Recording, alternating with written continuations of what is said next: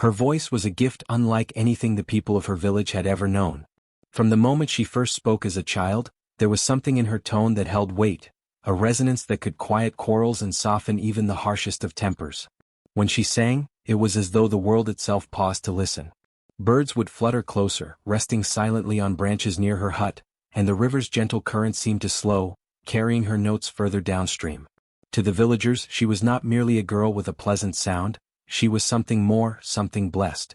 They whispered that her voice carried the echoes of ancestors, that her songs were touched by spirits, and that her words could heal hearts burdened by grief. She grew into a young woman whose voice shaped the rhythm of life in the village. Children followed her around, begging her to sing lullabies that made them dream of warmth and safety. Elders called upon her during gatherings, asking her to speak before disputes, because somehow her words untangled knots of anger and suspicion. Farmers invited her to sing at the fields before planting season, believing her melodies blessed the soil with fertility. Even travelers from far-off lands paused when they heard her humming by the river, captivated by a power they could not explain. She never demanded recognition or praise. In truth, she was humble, often retreating into the quiet shade of trees where she could sing not for others, but for herself, letting her heart float into the wind. Her songs carried emotion in every tone. When she was happy, her laughter slipped into her music like golden light piercing clouds, lifting spirits high.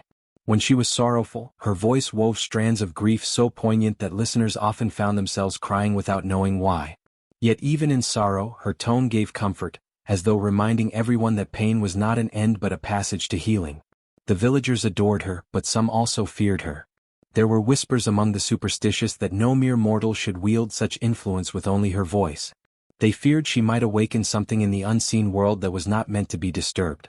Still, most believed her voice was a blessing given by the gods themselves. Her family too felt the weight of her gift, though not all received it in the same spirit. Her mother cherished her deeply, seeing in her voice a thread that connected them to ancestors long gone.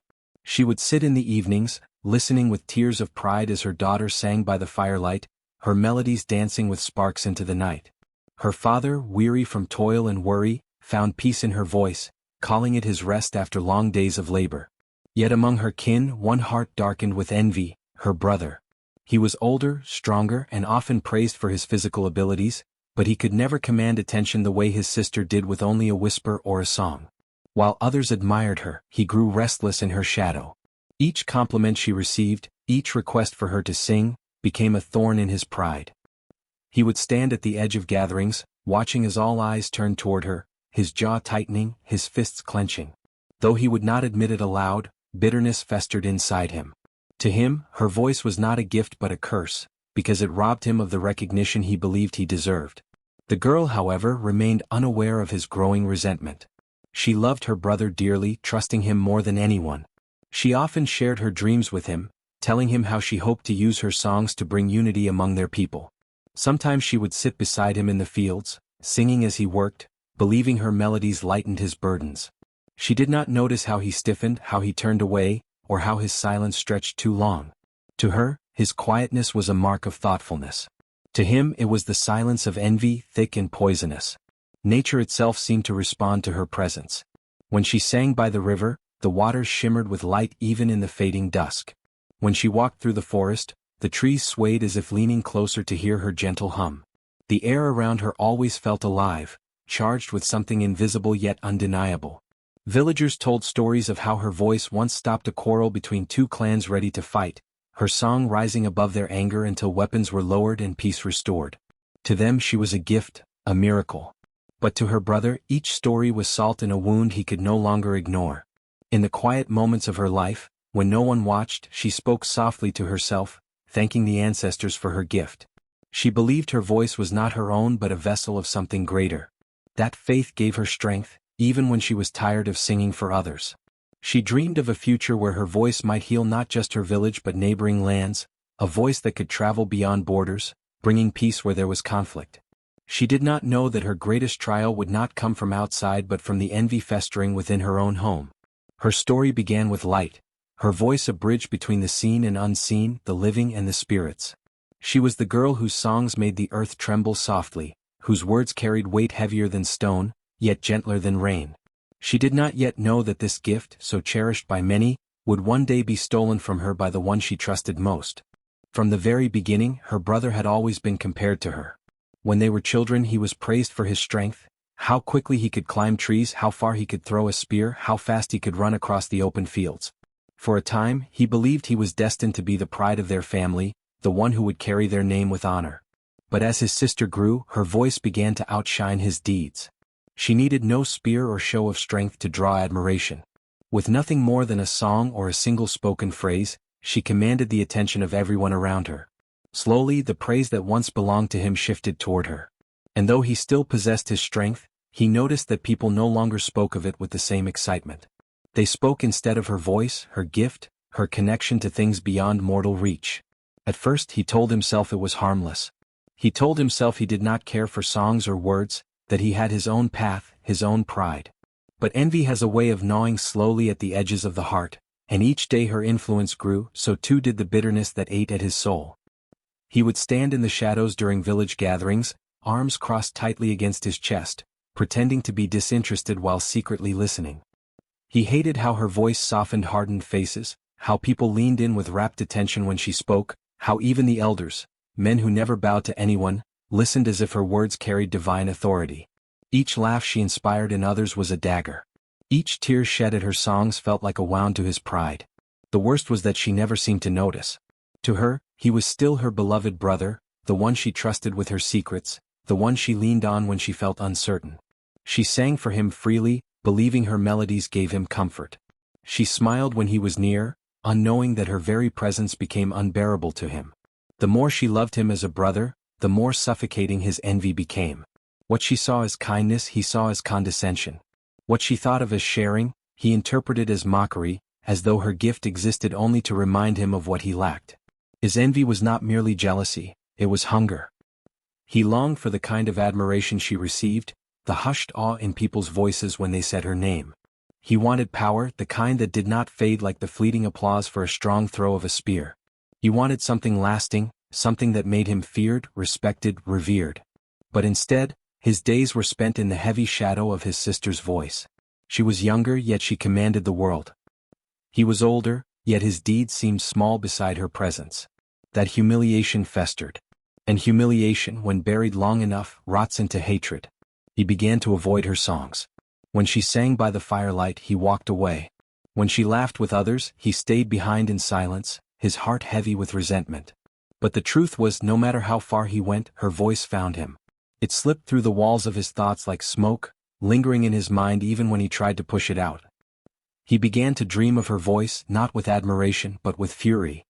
He imagined it mocking him in his sleep, whispering that he would never be enough, that he would always live in her shadow. The villagers, blind to the storm within him, only made things worse. They praised her more openly as the seasons passed. Some spoke of how she was chosen by the ancestors, others said she might become a spiritual leader. Young men admired her beauty, but even more they admired her spirit, her voice that could stir hearts. The brother listened to these whispers like poison dripping into his ears. Not once did they speak of him anymore. He was forgotten, left in the silence created by her song. His bitterness began to twist the way he looked at her. When she laughed, he no longer saw joy, he saw arrogance. When she sang, he no longer heard beauty, he heard a weapon aimed at his pride. Every word she spoke felt like a stone pressing him further into the earth, crushing what little self-worth he clung to. The love he once had for her turned brittle, and that brittleness snapped under the weight of envy. Inside, he began to imagine a different life, one where her voice no longer existed, where people once again looked to him. The thought frightened him at first. How could he even imagine silencing his own sister? But as envy hardened into hatred, the thought no longer frightened him. Instead, it began to feel like the only path left. He convinced himself that her voice was a curse, not a blessing. He whispered to himself that she had stolen the attention that rightfully belonged to him, that the spirits favored her unfairly. If he was to reclaim his place, he told himself, he had to silence her. What began as a quiet bitterness transformed into an obsession. He thought of it when he woke, he thought of it as he worked, and he thought of it when he lay down to sleep. The fire of envy burned hotter with each passing day, consuming him until nothing else mattered. He no longer cared for her innocence, her love for him, or the truth of her gift. All he could see was his own reflection, overshadowed by her light. And in his mind, there was only one solution: to take away the very thing that gave her power. The brother who had once walked beside her, protecting her as kin, now dreamed only of destroying what made her who she was. His envy had become a weapon, and soon he would use it against the sister who had loved him without question. He watched her for days, waiting for the right moment, his mind consumed with schemes both wicked and desperate. Envy had sharpened him, turning his love for her into a blade, and in his heart he had already convinced himself that she did not deserve her gift. If the spirits had been fair, they would have chosen him. Why had they given such power to his younger sister, who did nothing but sing and charm the hearts of others, while he, the stronger, the elder, was left forgotten? These questions gnawed at him until his soul hardened into cruelty. He told himself again and again that he was not stealing, but reclaiming what should have been his all along. He began with trickery. He told her stories of ancient songs hidden in the forest, melodies known only to those who were truly chosen. With a smile that masked his venom, he asked her to come with him at night, when the world was silent and the spirits more willing to reveal their secrets. She trusted him as she always had. Why would she not? He was her brother, her blood, the one she had leaned on since childhood. She did not see the shadow in his eyes, the hunger that trembled in his voice. She followed him without question, stepping into the thick darkness of the forest, her heart filled with excitement at the thought of learning something new. But he had prepared the place carefully. In a clearing where the moonlight bled silver across the earth, he had drawn lines in the soil, strange symbols whispered to him by those who fed on envy and rage. He had listened to the whispers of wandering spirits, those that promised him power if only he would pay the price. And he was ready to pay it. The clearing was silent when they arrived, eerily so, as though the night itself was holding its breath. "Stand here," he told her, pointing to the center of the marks. She obeyed, smiling, waiting for her brother to reveal the hidden song. He circled her slowly, muttering words that made no sense to her. His voice was harsh, broken, more growl than speech.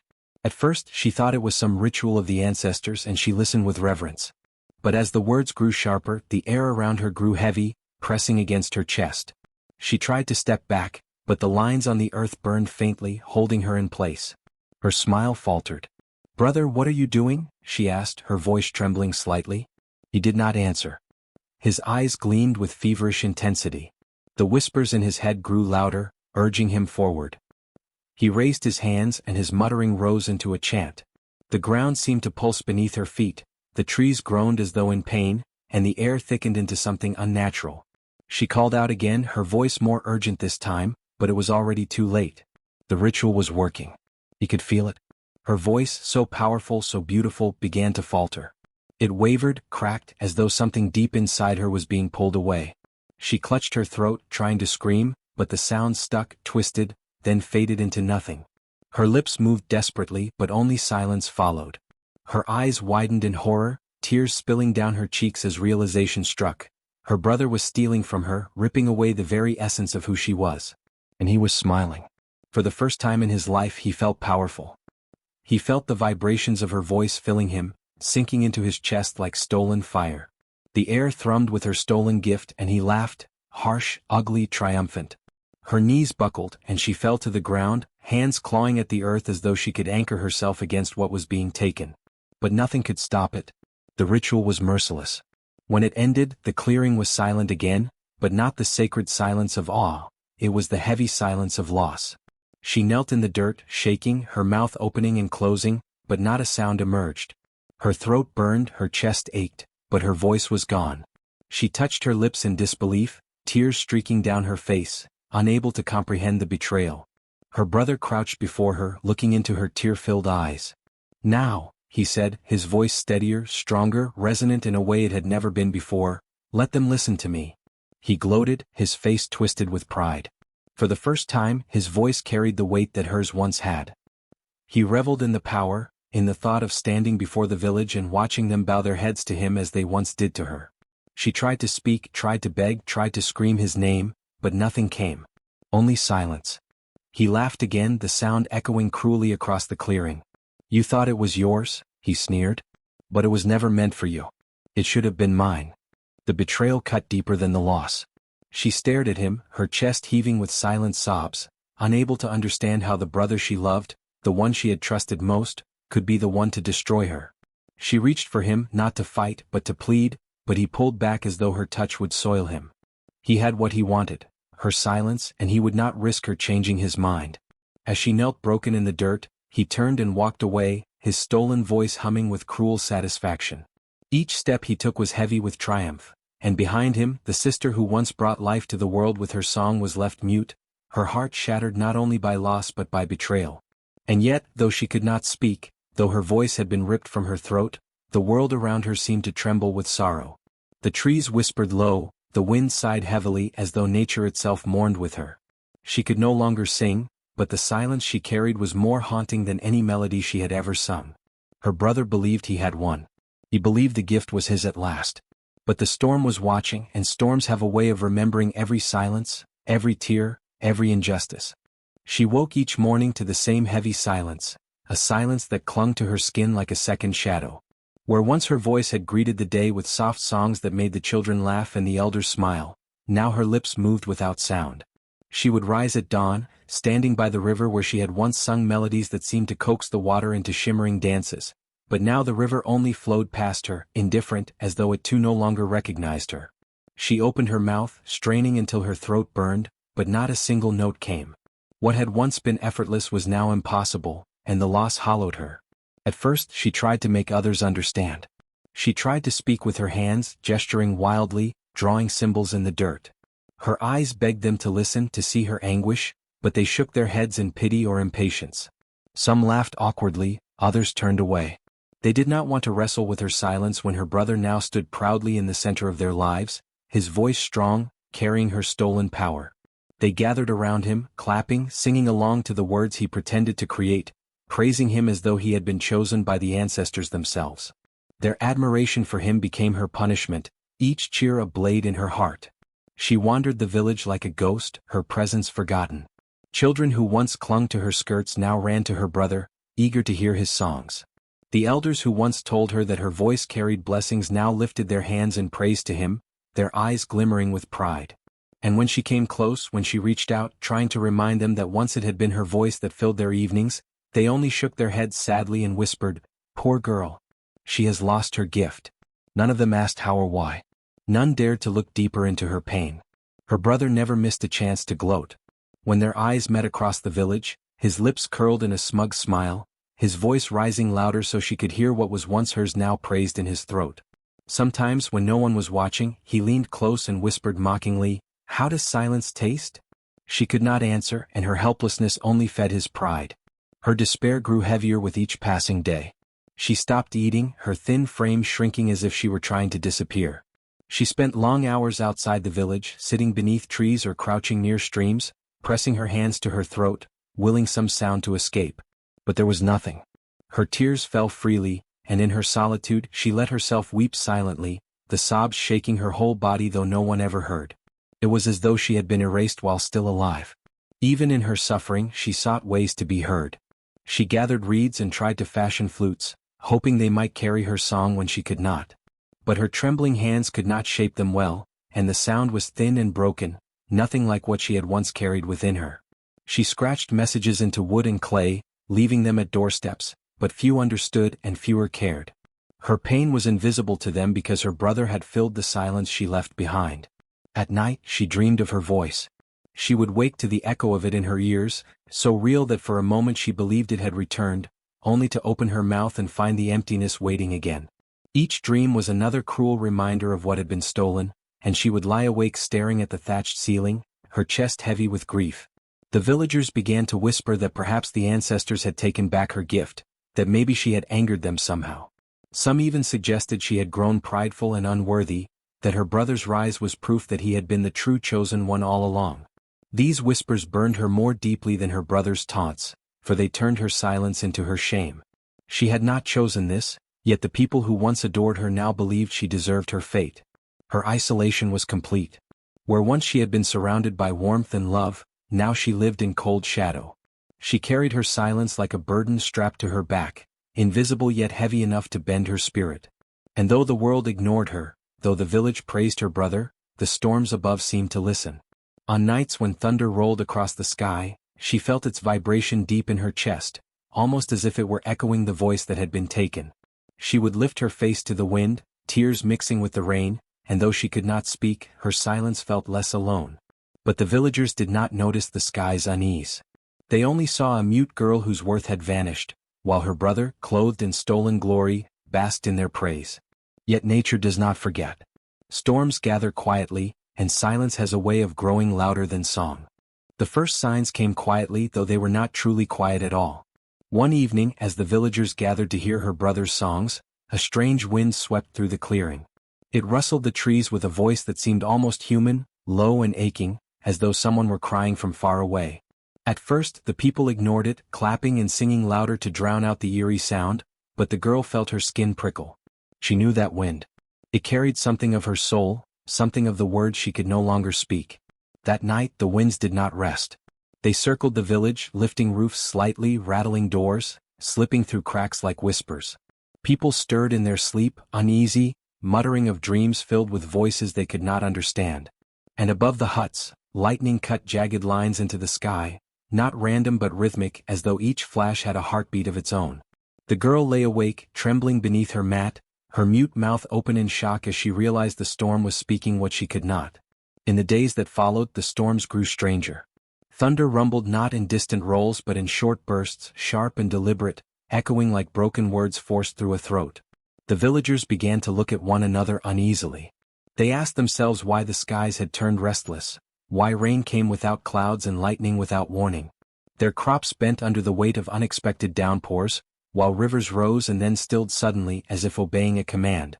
The girl, sitting alone at the edge of the settlement, felt the storms vibrate through her chest. Each gust of wind pressed against her body like invisible hands, urging her to stand tall. Each flash of lightning illuminated her scarred silence, reminding her that what was stolen could not be erased. She began to realize that the storms were not only echoes of her sorrow but carriers of her voice.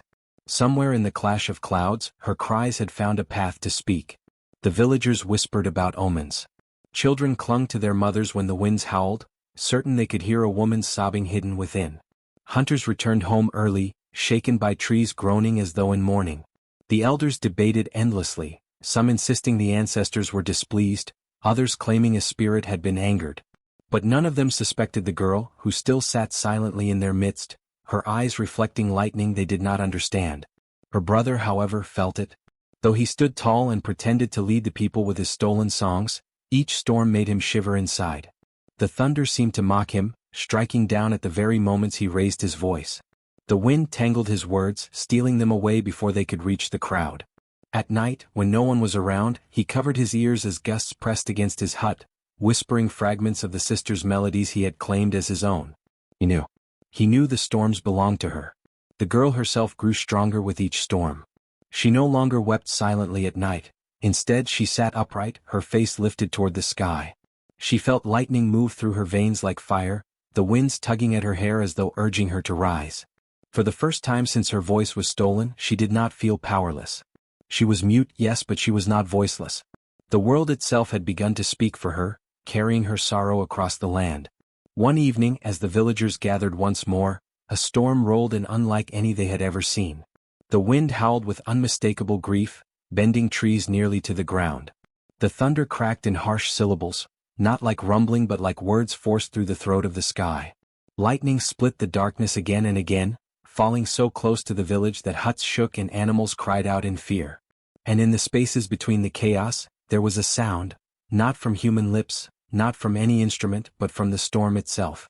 It was the girl's cry, broken and raw, echoing across the night. The people fell to their knees in terror. They covered their ears, but it was no use.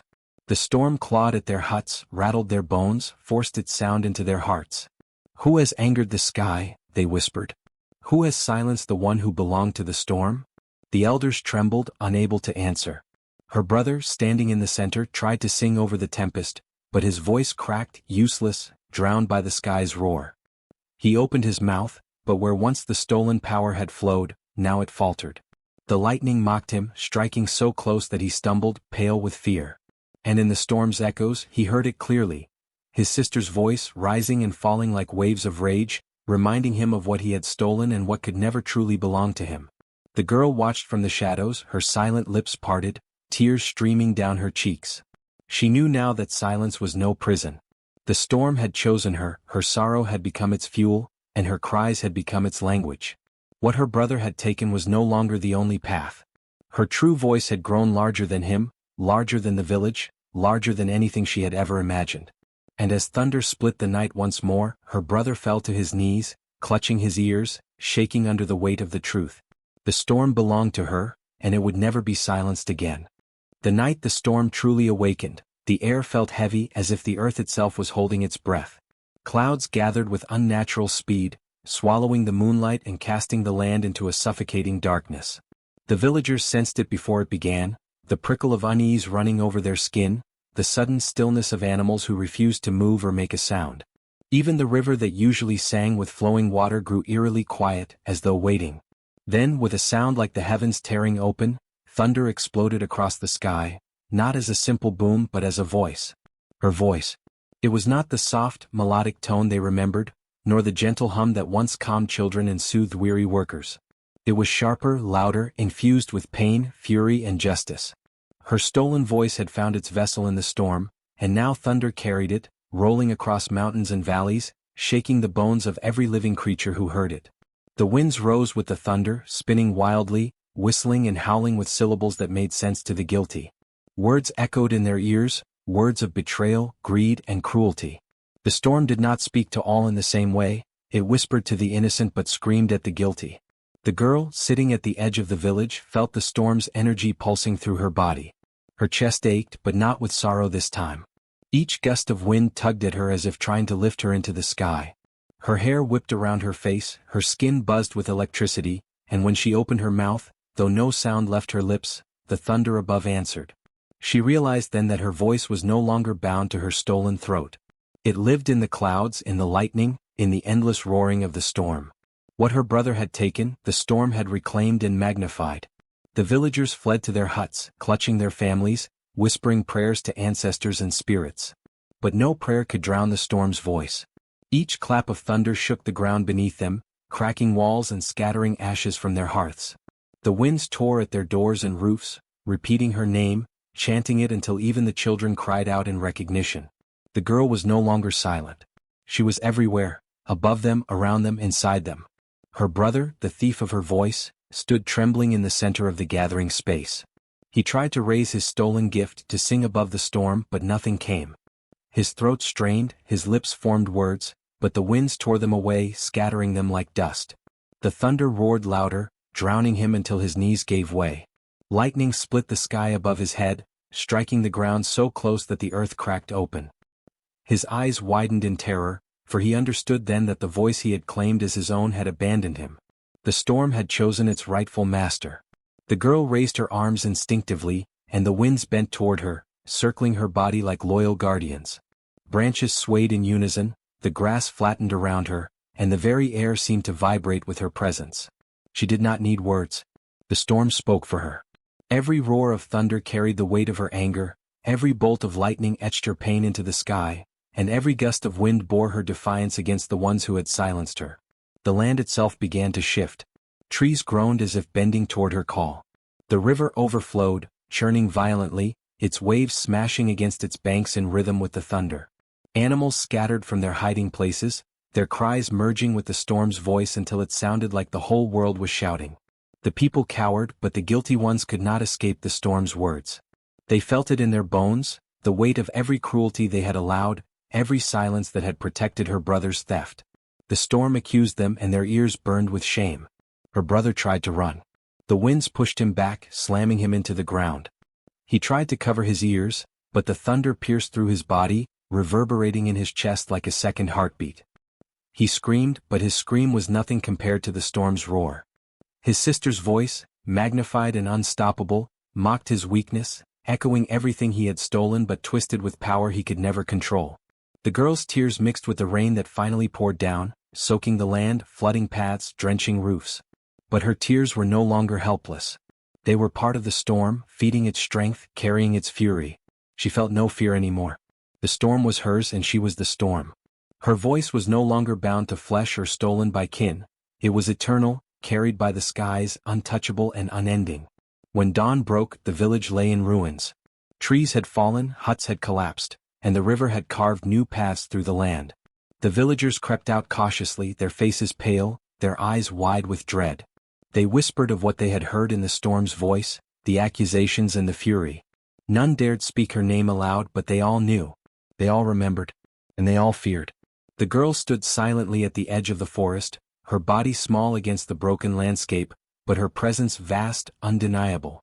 The winds curled gently around her now, no longer raging but protective. In her silence she smiled faintly, not with joy, but with a grim knowledge that her voice had not been lost. It had been reborn in power greater than anyone could have imagined. And the storm, her storm, would never allow her to be silenced again. In the beginning, the brother had walked among the villagers with his chest puffed out, wearing the pride of stolen glory.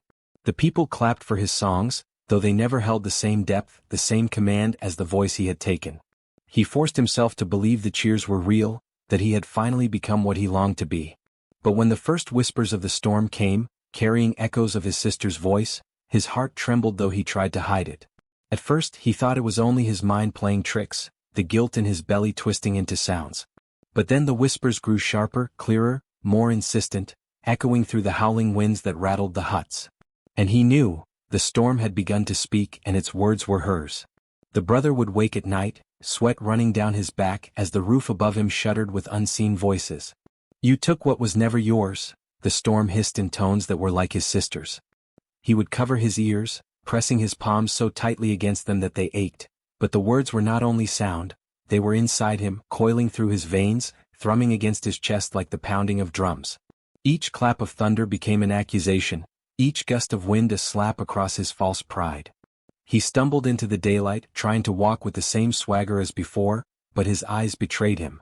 Villagers began to whisper, noting how pale his face had become, how the man who claimed strength now jumped at every roll of thunder.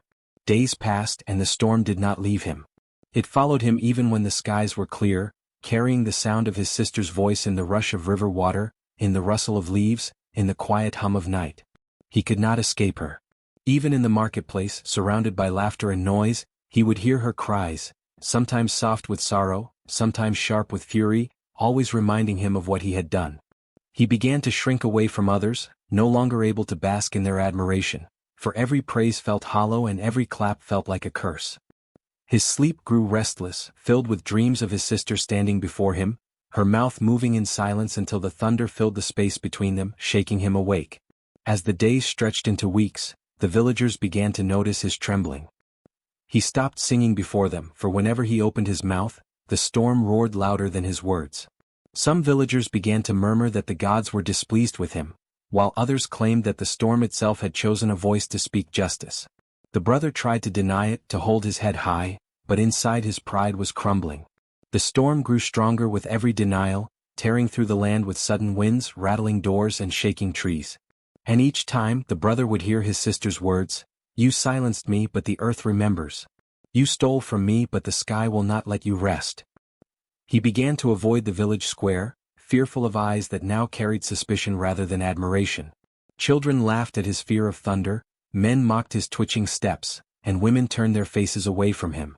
The once praised brother now wandered like a shadow, hunted not by people, but by the storm that carried his sister's voice.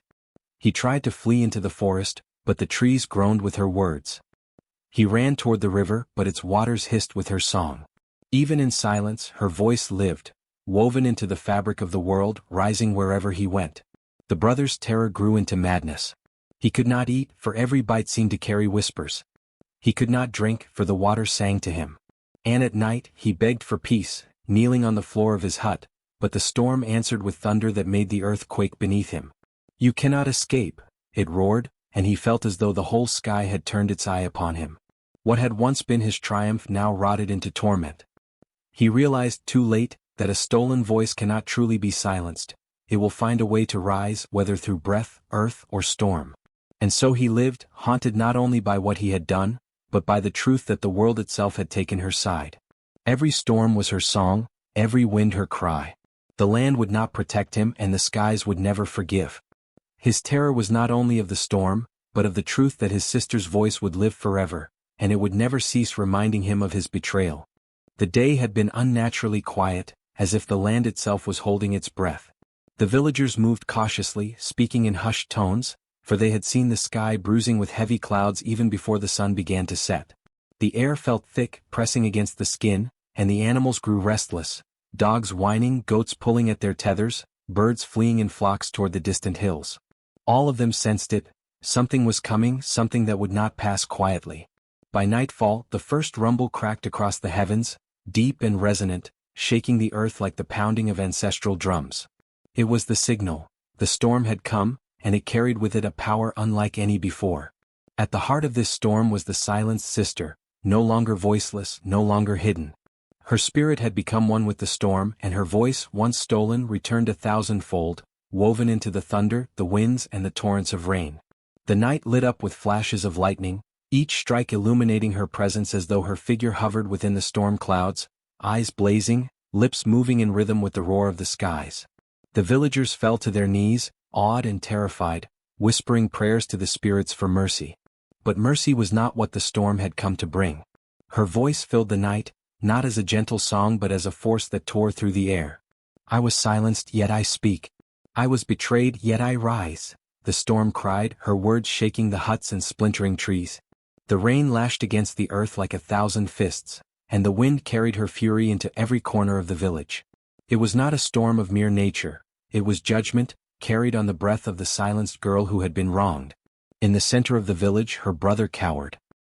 His pride had long since crumbled into dust, but now his very body trembled, as if each syllable from the storm's mouth struck his bones like spears. He tried to hide in his hut, but the thatch was ripped away by the wind, exposing him to the full weight of her power. He tried to flee, stumbling through the mud, but the storm followed his every step, the thunder clapping like mocking laughter at his desperation. His voice, which he once believed had replaced hers, cracked into pitiful cries that were drowned out by the storm's true song. The villagers gathered at a distance, watching in horror as the storm seemed to single him out. Lightning split the sky, striking the earth so close to his feet that the ground shook. The wind circled him, trapping him in a whirling prison of dust and rain. And through it all, her voice boomed, no longer soft or soothing but mighty, commanding, eternal. You took from me, she cried, and now the sky takes from you. Each word cut into him like a blade, each roar of thunder a reminder of his crime. The brother fell to his knees, his arms raised in desperate pleas. Forgive me, he shouted, his voice shaking, cracking, swallowed by the storm. But the winds answered with a howl so fierce that he was thrown against the ground. The storm had no patience for false words, no pity for regret born of fear. Her voice rose louder, becoming the voice of every silenced soul, every betrayal that had ever been buried beneath lies. You will be remembered, the storm declared, but only as a warning. The storm tightened its fury around him, a great cyclone of rage and justice. The villagers shielded their eyes from the blinding flashes, but they could still hear it, the storm's voice thundering, his screams fading into the roar of rain and wind. Some swore they saw her face in the lightning, her eyes blazing with the strength of 1,000 storms. Others claimed they heard her laughter, free at last, unbound, unbroken, rising above the brother's final cry. Then in one deafening moment the storm reached its peak. Lightning struck where the brother knelt, and the ground split beneath him. His body was swallowed by earth and water, his voice extinguished forever. The winds howled in triumph, carrying away the last trace of his false pride. And just as suddenly as it had risen, the storm began to ease. The rain softened to a steady fall, the winds quieted, and the night fell into a heavy, exhausted silence. When the villagers lifted their heads, they saw the destruction, the broken huts, the uprooted trees, the mud and water flowing through the square. But above all, they remembered the voice. Her song had filled the world, and it could not be forgotten. Some whispered that they still heard her in the dripping rain, in the gentle sigh of the wind, a reminder that the storm had not simply come and gone, but had left her spirit stitched into the fabric of the land. That night became known as the Night of Reckoning. The brother was gone, destroyed by the very voice he had tried to steal, and the sister was reborn, not in flesh but in the storm, eternal and unyielding. The villagers would carry the memory forever, a tale told in trembling voices whenever thunder rumbled in the distance. And the lesson was carved deep into their hearts. A voice is not a thing to be stolen, for it is not of flesh or breath alone. It is the spirit, and the spirit will always rise.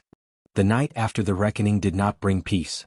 The storm had left behind shattered huts, uprooted trees, and a silence so heavy that even the crickets dared not sing.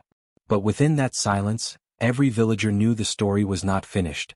The air itself carried a strange weight, as though the spirit of the silenced sister lingered in every drop of rain, in every whisper of wind that passed through the village.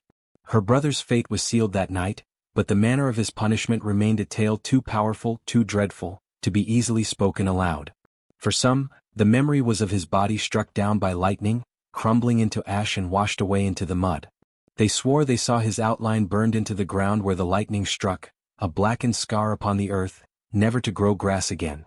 To others, the brother's torment was not of death but of captivity. They whispered that his soul had been snatched by the storm, carried into the endless roar of the winds where it would wander forever. There, his cries would be drowned out by the sister's voice, which rose above him, not in pain any more but in triumph. Whichever tale was true, one thing remained certain. His punishment was absolute. The villagers had gathered at dawn to see what was left of him. They found no body, no trace of the man who had once strutted with pride and stolen what was not his. Only the earth, split and blackened, and the faint echo of thunder in the distance remained. It was as if the storm itself had devoured him whole, erasing his existence from the mortal world. The people trembled, knowing that this was no natural storm but judgment from the spirits, carried through the voice of the girl they had once dismissed. Her brother's name became cursed, spoken only in whispers, for his end was not considered death but disgrace. His punishment had stretched beyond flesh and bone. His soul, restless and unquiet, was said to cry out during storms, his false voice now twisted into groans of suffering. The sister, however, was transformed. Where once she had been bound to silence, her spirit was now unshackled and immense, becoming one with the storm itself.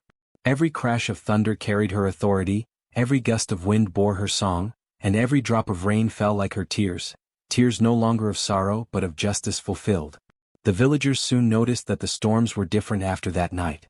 They no longer came as simple rains or passing tempests. Each storm seemed alive, carrying a presence that stirred both fear and awe. The wind spoke, sometimes soft as a lullaby, sometimes harsh as a warning. Children would run to their mothers, claiming they heard a woman's voice calling their names through the rain. Elders would bow their heads when lightning flashed, whispering prayers of respect to the spirit who now ruled the skies. The forest, too, seemed to shift in response, its leaves rustling with reverence whenever thunder rolled. For the sister had not simply been avenged, she had been elevated. Where once her songs had moved hearts and stirred nature's peace, now her voice carried the weight of justice itself. She was no longer a victim of cruelty, no longer the girl whose voice was stolen. She had become the storm, a force eternal, fierce and unyielding. When the wind screamed through the thatched roofs at night, the villagers believed it was her warning, "Do not betray the innocent. Do not silence those born to speak." Her brother's torment contrasted her transformation. Trapped within the storm, he was never allowed rest. Some said his spirit was shackled to the rolling thunder, forced to hear her voice echo for eternity, each syllable a reminder of his crime.